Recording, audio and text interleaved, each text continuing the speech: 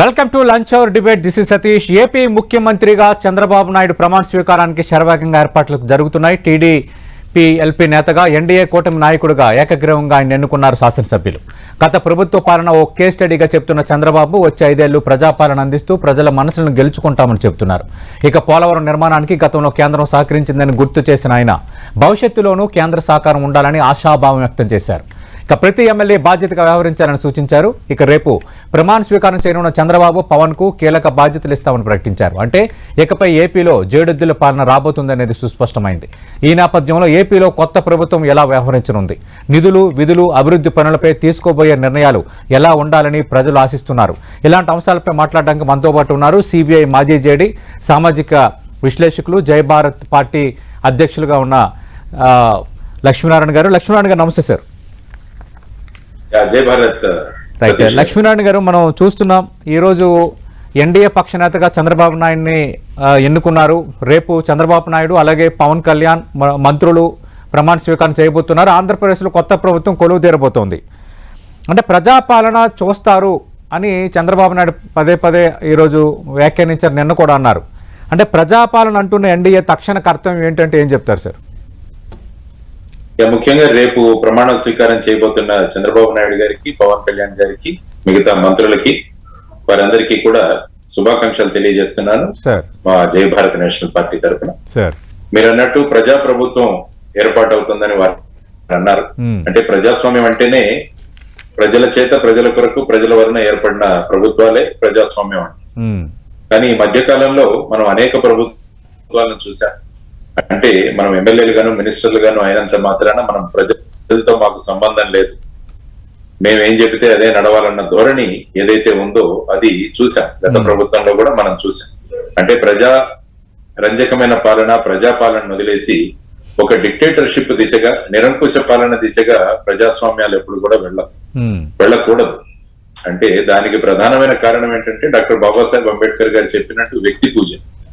ఎప్పుడైతే రాజకీయ పార్టీల్లో వ్యక్తి పూజ మొదలవుతుందో అప్పుడు అది నిరంకుశ ధోరణులుగా అది మారే అవకాశం.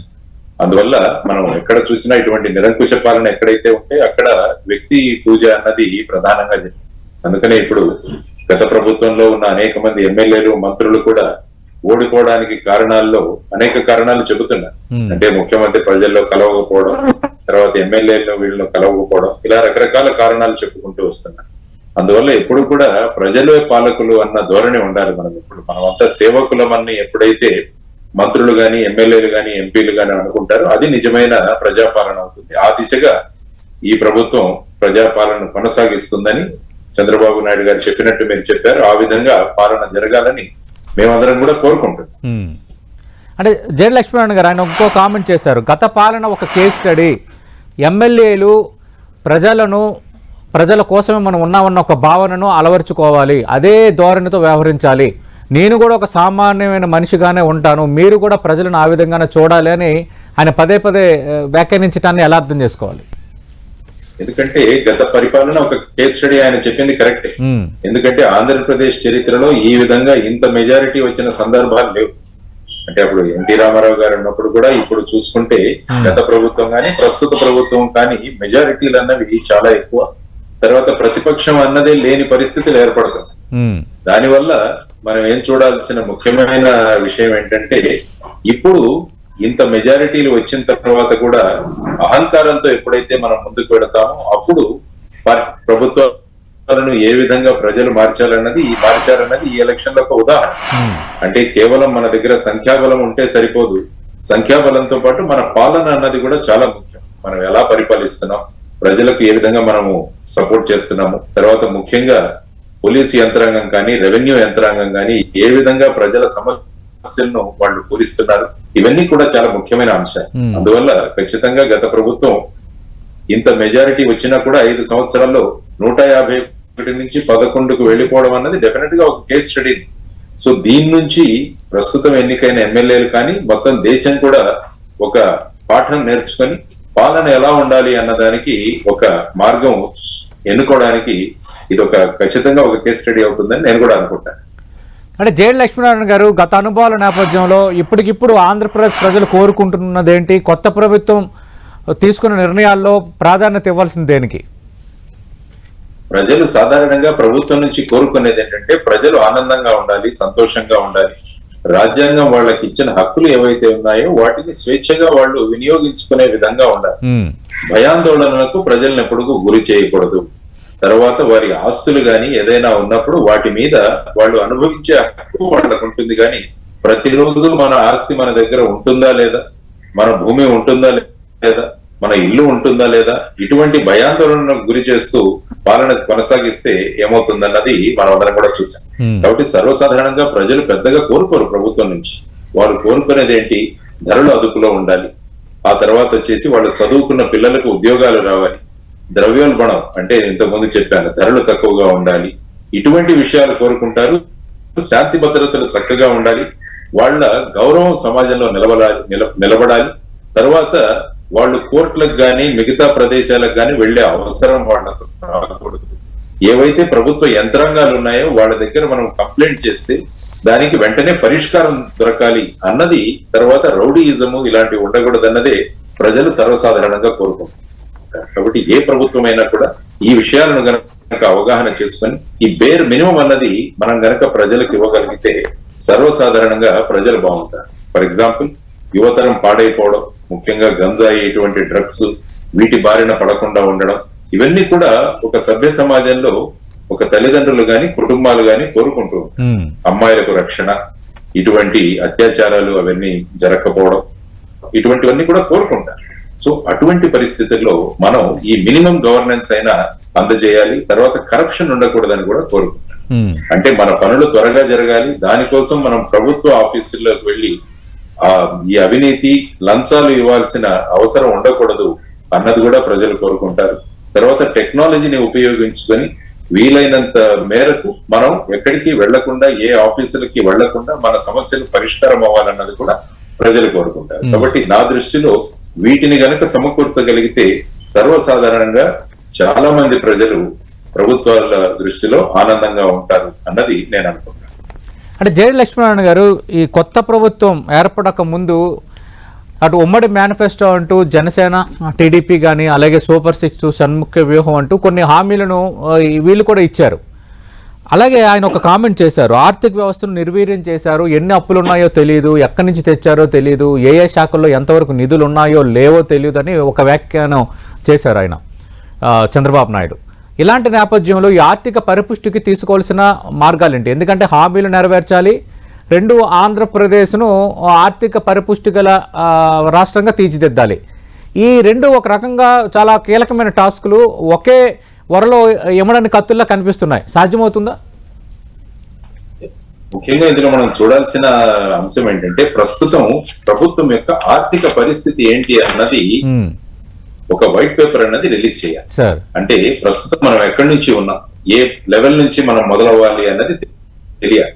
అందుకోసం ఆర్థిక శాఖ నుంచి ప్రస్తుతం కేవలం ప్రభుత్వం చేసిన అప్పులే కాదు, తర్వాత కార్పొరేషన్ల పేరుతో తీసుకున్న అప్పులు, తర్వాత రిజర్వ్ బ్యాంక్ ఆఫ్ ఇండియా నుంచి ప్రతి శుక్రవారం తీసుకొచ్చిన అప్పులు, దానికోసం ఎంత ఆస్తులు మనం మార్టిగేజ్ చేశాము, వీటన్నిటిని విశదీకరిస్తూ ఒక బేసిక్ వైట్ పేపర్, శ్వేతపత్రం ఒకటి రిలీజ్ చేయడం చాలా అవసరం. తర్వాత ప్రతి విభాగంలో కూడా ప్రస్తుతం ఏ పొజిషన్ లో ఉన్నామన్నది కూడా తెలిస్తే దాని నుంచి మనం సుధారణ తీసుకొని వెళ్ళవచ్చు. ముఖ్యంగా మీరన్నట్టు ఈ రాష్ట్రానికి మనకు కావలసినది ఆర్థిక వనరులు అన్నవి చాలా ముఖ్యం. ఎందుకంటే ప్రస్తుతం ఉన్న అప్పులు చూస్తే సుమారుగా 13 లక్షల కోట్ల దాకా అప్పు ఉందన్నట్టుగా మనం అనేక మీడియాలో కానీ పేపర్లో కానీ చదువుతాం. దీనికి మనం ఎంత వడ్డీ కట్టాలి, ఇంట్రెస్ట్ పేమెంట్ ఎంత ఉంటుందనేది మనం ఆలోచించాలి. తర్వాత కేంద్ర ప్రభుత్వం నుంచి మనకు ట్యాక్స్ డెవల్యూషన్ రూపంలో 42% ట్యాక్స్ డెవల్యూషన్ అవుతుంది. సో ఆ మొత్తంగా మన దగ్గర ఎంత వస్తుంది, తర్వాత మనం ఎన్ని ట్యాక్సులు విధించగలము, ఇవన్నీ కూడా ఆలోచిస్తూ మన ఆదాయ వనరులు ఎలా పెంచాలి అన్నది ప్రస్తుత ప్రభుత్వం ఆలోచన చేయాలి. తర్వాత కేంద్ర ప్రభుత్వం నుంచి మనకి ఏదైనా ఫైనాన్షియల్ గ్రాంట్ దొరుకుతుందా, లేకుంటే ప్రత్యేక హోదా వస్తుందా అన్నది కూడా మనం ఆలోచించాలి. ఎందుకంటే కొత్త ప్రభుత్వం ఆల్రెడీ గత ప్రభుత్వం అనేక ట్యాక్సులు వేసింది. For example electricity charges, true up charges, తర్వాత వేస్ట్ మీద, చెత్త మీద పన్ను, ఇలా రకరకాల పన్నులు విధించి వాళ్ళు ఏ విధంగా క్రిటిసిజానికి లోనయ్యారో మనం చూసుకుంటాం. కాబట్టి ఈ కొత్త ప్రభుత్వం కొత్త పన్నులు విధించదు. అందువల్ల కొత్త పన్నులు విధించకుండా మన రాష్ట్రానికి ఏ విధంగా ఆదాయం చేకూరుస్తుందన్నది కూడా చూడాలి. దానికి మనకు కావాల్సింది ఏంటంటే, మనకు కావాల్సింది పెట్టుబడులు, తర్వాత కేంద్రం నుంచి ఏదైనా ఆర్థిక సహాయం అందుతుందా, ప్రత్యేక హోదా దొరుకుతుందా, వీటన్నిటి గురించి ప్రస్తుతం ఉన్న ప్రభుత్వం కసరత్తు చేయాల్సిన అవసరం చాలా ఉంది. ఎందుకంటే పోలవరం కూడా కట్టాలి. పోలవరానికి ముఖ్యంగా గత కేంద్ర ప్రభుత్వం అన్నది ఏంటంటే, R&R ప్యాకేజ్ ఏది ఉందో అది కేంద్ర ప్రభుత్వం ఇవ్వలేదు, అది రాష్ట్ర ప్రభుత్వాలే భరించాలి అన్న ధోరణి ఏదైతే ఉందో ఆ ధోరణిలో కూడా మార్పు తీసుకురావాలి. తర్వాత మన రాష్ట్రంలో ఉన్న కొన్ని ప్రాంతాలకు విశిష్టమైన అవకాశాలు కల్పించాలి. ఐ థింక్ విశాఖపట్నాన్ని ఆర్థిక రాజధానిగా నేను అభివృద్ధి చేస్తానని చంద్రబాబు గారు అన్నట్టుగా నేను విన్నాను. అంటే దానికోసం గుజరాత్ లో ఏ విధంగా గిఫ్ట్ సిటీ ఉందో, అంటే గుజరాత్ ఇంటర్నేషనల్ ఫిన్టెక్ సిటీ అని గిఫ్ట్ సిటీని అహ్మదాబాద్ నుంచి ఒక 15 కిలోమీటర్లో డెవలప్ చేస్తున్నారు. మరి విశాఖపట్నానికి ఈ విధంగా గిఫ్ట్ సిటీ స్థాయిలో రాయితీలు ఏమన్నా దొరుకుతాయా అన్నది కూడా ప్రయత్నం చేయాలి. తర్వాత ముఖ్యమైనది ప్రత్యేక హోదా. మొత్తం రాష్ట్రానికి సంబంధించిన ప్రత్యేక హోదా మనం తీసుకురాగలిగితే అనేక రాయితీలు, పెట్టుబడులు వస్తాయి. తర్వాత మనం చూడాల్సింది విభజన హామీల్లో ఉన్న ఉత్తరాంధ్ర మరియు రాయలసీమ యొక్క అభివృద్ధి. వీటన్నిటి గురించి ఆలోచిస్తూ, తర్వాత మీరు అన్నట్టు సూపర్ 6 గానీ మిగతా ఏవైతే వాళ్ళు హామీలు చేసి ఇచ్చారో ఆ హామీలను నెరవేర్చడానికి ఏ విధంగా ఆదాయాన్ని సృష్టించాలన్న దాని గురించి కూడా ప్రభుత్వం చాలా కసరత్తు చేయాల్సిన అవసరం ఉంటుంది. ఎందుకంటే మీరు తీసుకుంటే వృద్ధాప్య పెన్షన్లు, తర్వాత వచ్చేసి వికలాంగుల పెన్షన్లు, ఇవి రెండు తీసుకుంటే సుమారుగా రాష్ట్రానికి సంవత్సరానికి 37,000 కోట్ల రూపాయలు ఖర్చు అవుతుంది. అంటే ప్రస్తుతం ఇస్తున్న దానికన్నా కూడా 10,000 కోట్ల రూపాయలు ఎక్కువగా ఇవ్వాల్సి వస్తుంది. తర్వాత 50 సంవత్సరాల నుంచి ఈ పెన్షన్ ఇవ్వాలన్నది ఒక ధోరణి. కాబట్టి ఇవన్నీ కూడా లెక్క వేసుకుంటూ పోతుంటే మొత్తం మీద మనకు ఈ ఎక్స్పెండిచర్ ఎంత అవుతుంది అన్నది చేసుకొని దాన్ని పూర్తి చేయడానికి ఏ విధంగా మనము సంపద సృష్టించబోతున్నాం, లేకుంటే ఆదాయ వనరులు ఎలా పెంచుకోబోతున్నాం అన్నది ఆలోచించాలి. విదేశాల నుంచి ఏమన్నా పెట్టుబడులు మనం తీసుకురాగలమా, ఎన్ఆర్ఐలు ముందుకు వచ్చి పెట్టుబడులు పెట్టగలరా, తర్వాత జపాన్ లాంటి దేశం జైకా సంస్థ ఆ ఫండ్స్ లాంటివి ఏమన్నా తీసుకురాగలమా. సో ఈ సందర్భంగా విశేషమైన అనుభవం ఉన్న శ్రీ చంద్రబాబు గారు వారు ఏ విధంగా బయట నుంచి ఫండ్స్ తీసుకొస్తారు, తర్వాత కేంద్రాన్ని ఒప్పించి మనకు రావాల్సిన ప్రత్యేక హోదా కావచ్చు, విభజన హామీలు కావచ్చు, వీటన్నిటినీ కూడా ఏ విధంగా తీసుకురాబోతున్నారని ప్రజలు ఆసక్తిగా చూస్తున్నారు. అంటే జేడి లక్ష్మీనారాయణ గారు మీరు ప్రస్తావిస్తున్నట్టుగా కేంద్ర సహకారం అనేది ఇక్కడ అత్యంత కీలకం. ఎందుకంటే ఇటు హామీలు నెరవేర్చాలి, ఆర్థిక పరిపుష్టి కలిగించాలి, సంపద సృష్టించాలి, పెట్టుబడులను ఆహ్వానించాలన్న అంశంతో పాటు కేంద్రం కొంత చేయూతను అందించకపోతే ఇవన్నీ కొంత చేయటం కష్టతరమైన పనే. అంటే ప్రస్తుతం ఉన్న తరుణంలో కేంద్రం ఎలా వ్యవహరించవచ్చు, అలాగే చంద్రబాబు నాయుడు పవన్ కళ్యాణ్ సమన్వయంతో కేంద్రం నుంచి నిధులు కానీ మీరు ప్రస్తావిస్తున్న ప్రత్యేక హోదాని ఎలా సాధించుకోవాలి? ముఖ్యంగా ఏంటంటే కేంద్రంలో ఉన్న ప్రస్తుత ప్రభుత్వం కూడా మన తెలుగుదేశం పార్టీ, జనసేన వీటి మీద ఆధారపడి ఉంది. ఎందుకంటే వాళ్లకు సొంతంగా బలం రాలేదు. 240 దగ్గర వాళ్ళు ఆగిపోయారు. అందువల్ల ఈ పార్టీల యొక్క సహకారం చాలా అవసరం. ఆ తర్వాత నిన్న జరిగిన కేబినెట్ పదవులు, మంత్రి పదవుల డిస్ట్రిబ్యూషన్ లో చూసుకుంటే ఒక కేబినెట్ పదవి మనకు సివిల్ ఏవియేషన్ లో వచ్చింది, పౌర విమాన శాఖ రామ్మోహన్ నాయుడు గారికి. ఆ తర్వాత చంద్రశేఖర్ గారికి గ్రామీణాభివృద్ధి మరియు కమ్యూనికేషన్లు. ఆ తర్వాత వర్మ గారికి heavy industries, ministry of steel, వీరిద్దరికి కూడా సహాయ మంత్రులుగా ఇవ్వడం. అందువల్ల ఇప్పుడు ముఖ్యంగా సివిల్ ఏవియేషన్ తీసుకుంటే రామ్మోహన్ నాయుడు గారికి ఇచ్చిన పోర్ట్ఫోలియోతో మనం ముఖ్యంగా దీన్ని టూరిజానికి లింక్ చేయగలగాలి. టూరిజం ప్రాజెక్ట్స్ గనక మన రాష్ట్రానికి తీసుకురాగలిగితే, ఎందుకంటే 974 కిలోమీటర్ల తీర ప్రాంతం ఉన్న మన రాష్ట్రంలో అనేక ధార్మిక స్థలాలు, అనేక ప్రదేశాలు ఉన్న మన రాష్ట్రంలో టూరిజం అన్నది పెద్ద సంఖ్యలో పెద్ద మొత్తంలో మనం అభివృద్ధి చేయగలగాలి. అప్పుడు ఏమవుతుందంటే పెట్టుబడులు వస్తాయి, ఉద్యోగాలు కూడా సృష్టించడం జరుగుతుంది, నిరుద్యోగ సమస్యను కూడా మనము ఆ విధంగా హ్యాండిల్ చేయవచ్చు. కాబట్టి సివిల్ ఏవియేషన్ మినిస్టర్ ద్వారా, పౌరయాన సంస్థ ద్వారా ఎయిర్పోర్ట్లు డెవలప్ చేయడం, తర్వాత వచ్చేసి టూరిజం సర్క్యూట్స్ ని, ఏవియేషన్ ని, ఈ రెండింటిని లింక్ చేయడము, ఇది ప్రధానంగా చేయాల్సిన అంశం. తర్వాత గ్రామీణాభివృద్ధికి వచ్చేసరికి నిన్ననే 3 కోట్ల ఇళ్లు అడిషనల్ గా కట్టిస్తామని ఫస్ట్ కేబినెట్ నిర్ణయం తీసుకోవడం జరిగిందని తెలియజేశారు.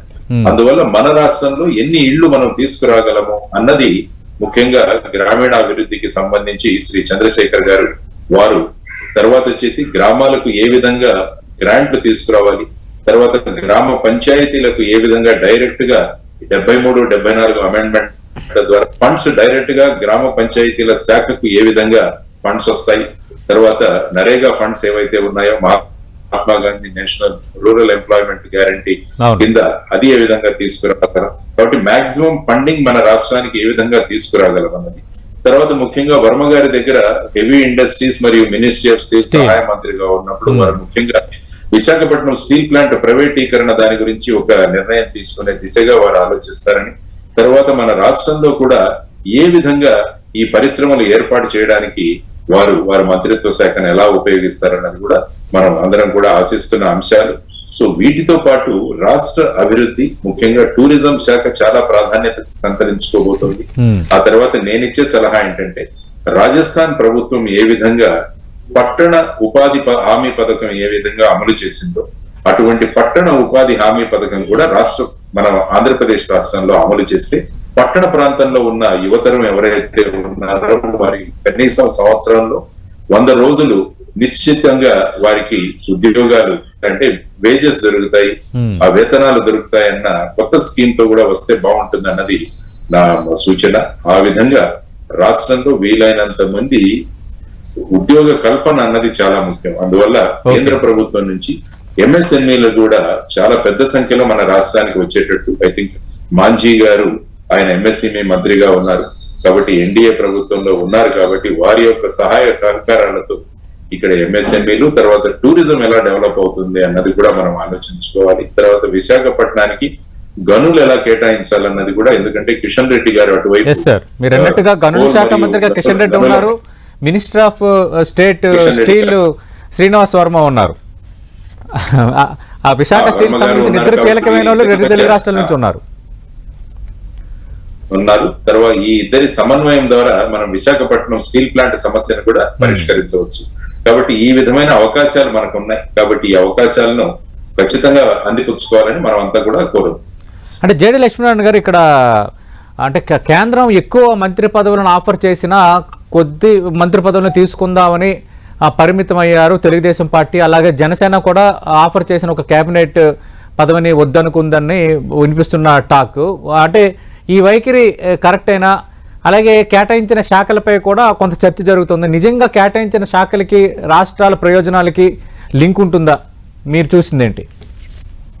ముఖ్యంగా ఏంటంటే కేంద్రంలో మీరు చూసుకుంటే మాక్సిమం 81 మంది మంత్రులను తీసుకోవచ్చు మొత్తం సైజు, మంత్రివర్గం సైజు. ఎందుకంటే మన మొత్తం ఉన్న సభ్యుల్లో 15% మనం మంత్రివర్గంగా తీసుకోవచ్చు అన్నది. కాబట్టి ఇప్పటి వరకు అయితే 71 వాళ్ళు నింపిన, ఇంకా 10 మందిని తీసుకునే అవకాశం కూడా వాళ్ళు.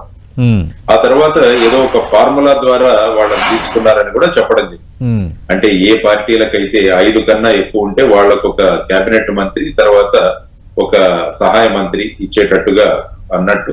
అలా చూసుకుంటే జేడీఎస్ కు కేవలం 2 ఉన్నా కూడా ఒక కేబినెట్ పదవి ఇవ్వడం జరిగింది అన్నది కూడా. అంటే కుమారస్వామి గారికి అక్కడ heavy industries and steel ministry of steel వారికి ఇవ్వడం జరిగింది.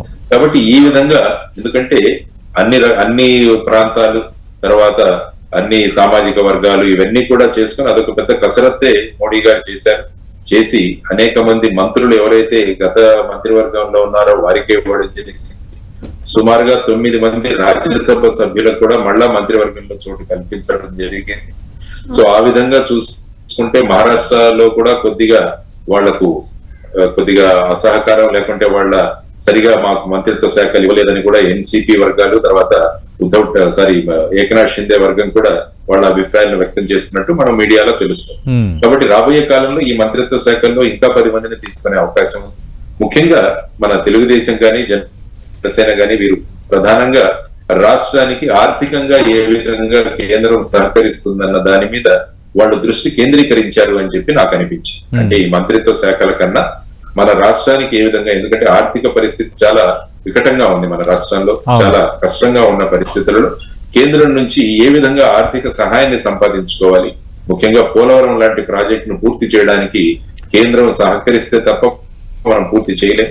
ఆ విధమైన ధోరణిలో వారు ఈ విధమైన భూమిక తీసుకున్నారని అనుకున్నా. మనకి ఇచ్చిన ఒక కేబినెట్ 2 సహాయ మంత్రి పదవులు కూడా ఉన్నాయి. వాటి నుంచి రాష్ట్రానికి ఏ విధంగా మాక్సిమం బెనిఫిట్ మనం తీసుకురావాలన్నది కూడా మనం ఆలోచిస్తే దాని ద్వారా చేయొచ్చు. ఇంకా రాబోయే కాలం ఉంది. ఇంకా కేంద్ర ప్రభుత్వంలో కూడా మంత్రివర్గం ఏర్పడి కేవలం 1 రోజు 2 రోజులు మాత్రమే అయింది.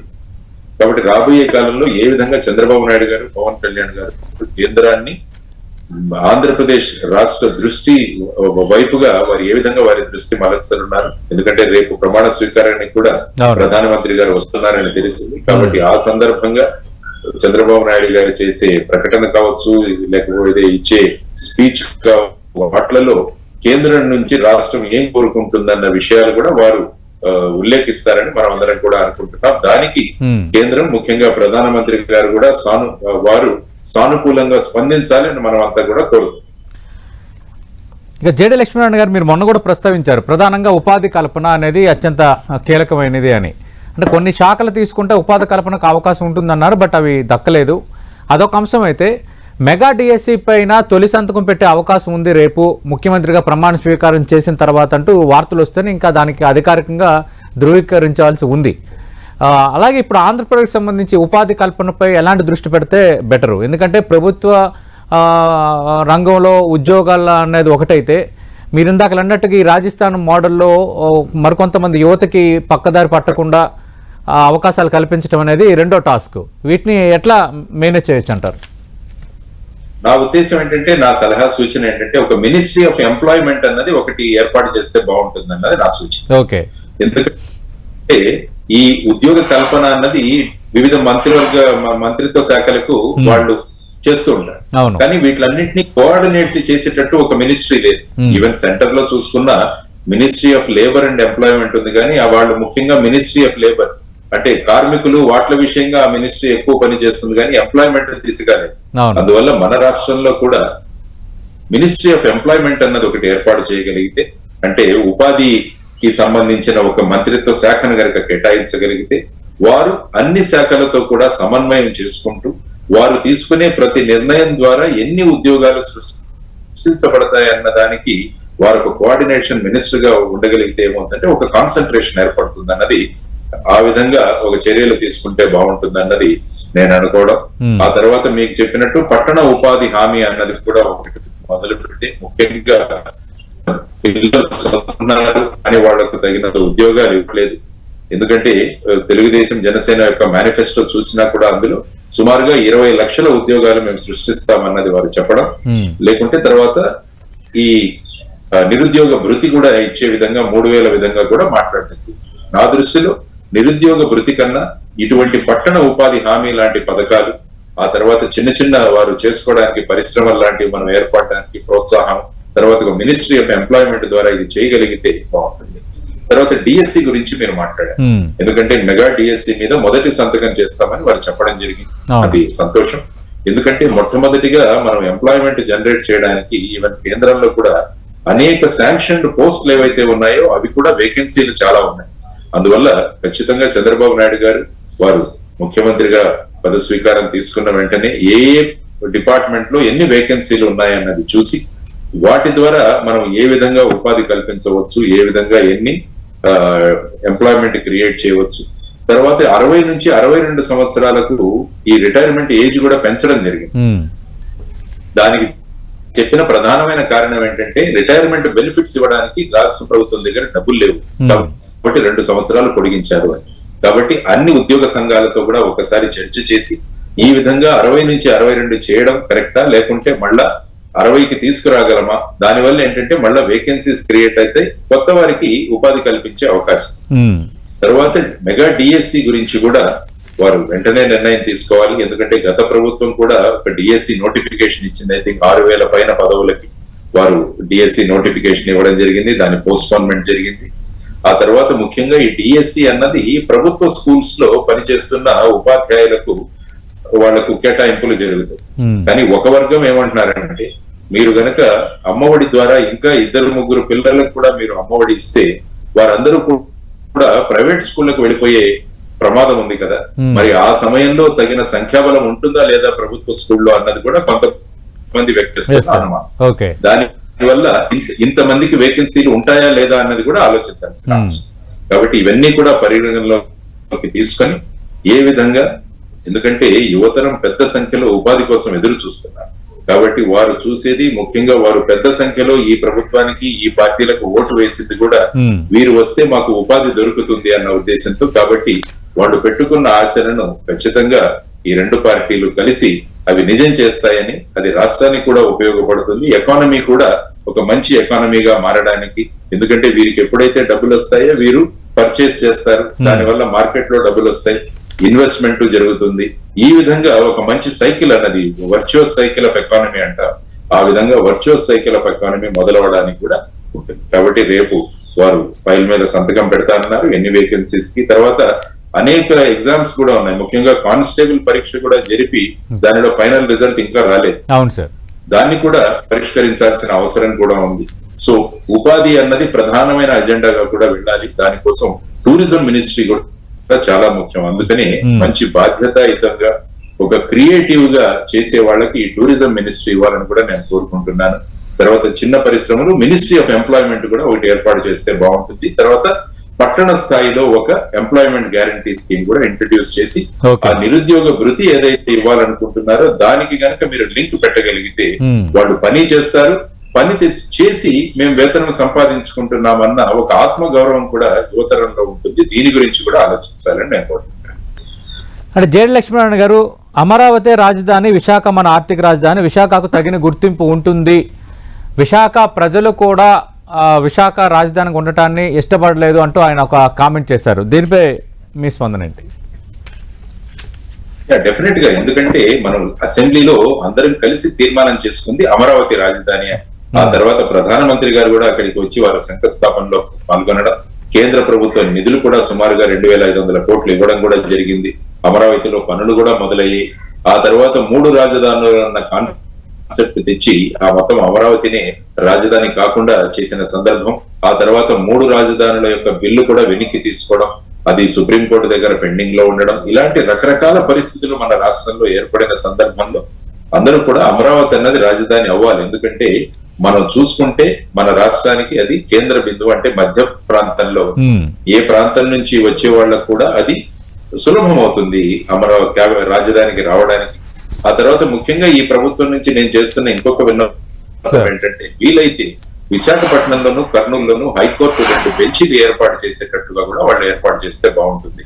అంటే అమరావతిలో ముఖ్యమైన హైకోర్టు ఉండి, తర్వాత విశాఖపట్నంలో ఒక బెంచ్, తర్వాత కర్నూలులో ఒక బెంచ్ అయితే ప్రజలకు సౌలభ్యం దొరుకుతుంది అన్నది కూడా ఆలోచిస్తూ అమరావతిని ఖచ్చితంగా రాజధానిగా చేస్తూ, ఎందుకంటే ఆల్రెడీ చాలా డబ్బులు అక్కడ ఇన్వెస్ట్ చేయడం జరిగింది.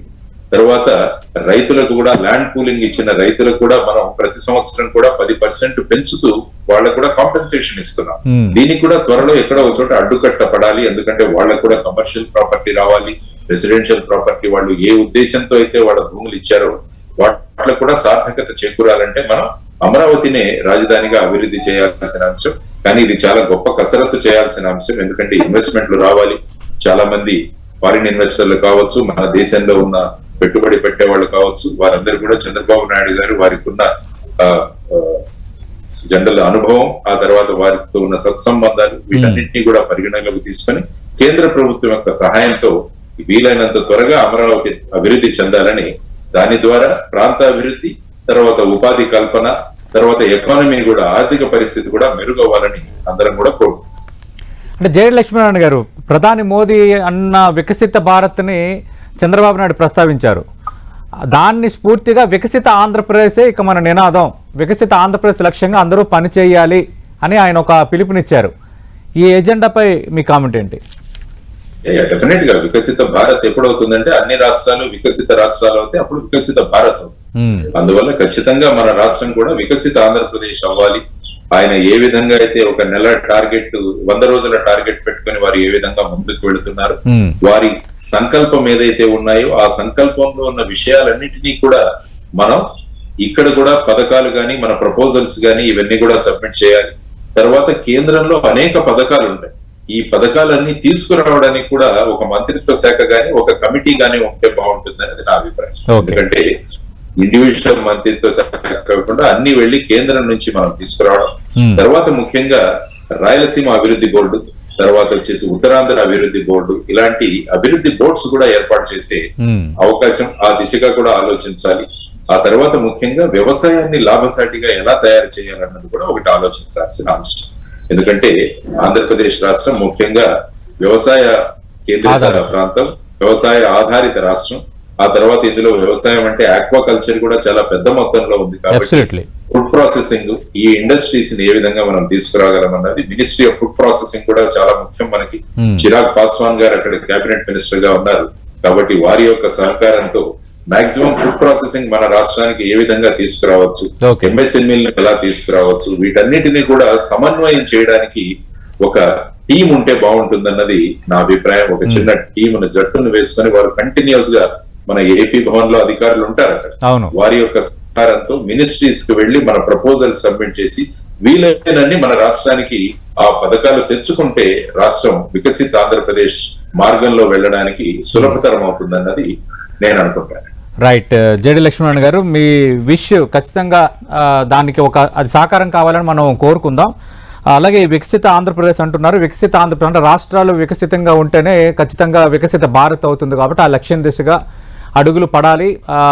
అందరి ప్రజలకి సంక్షేమ ఫలాలు అందాలని మరి కోరుకుందాం. మనం చూస్తున్నాం సిబిఐ మాజీ జేడీ సామాజిక విశ్లేషకులు జయ భారత్ నేషనల్ పార్టీ అధ్యక్షులు జేడి లక్ష్మణ్ గారు చాలా సజెషన్స్ చేశారు. అటు వికసిత ఆంధ్రప్రదేశ్ సాధన దిశగా ఏ రీతిలో ప్రస్తుతం ఏర్పడుతున్న ఎన్డీఏ కూటమి ప్రభుత్వం ఆంధ్రప్రదేశ్లో అడుగులు వేయాలో ఆయన చేసిన సూచనలు అత్యంత కీలకంగా ఉన్నాయి. ఆ దిశగా ఆ ప్రభుత్వం వెళ్తుందని మనం ఆశిద్దాం. ఇది జేడి లక్ష్మణ్ గారితో 10 టీవీ లంచ్ అవర్ డిబేట్.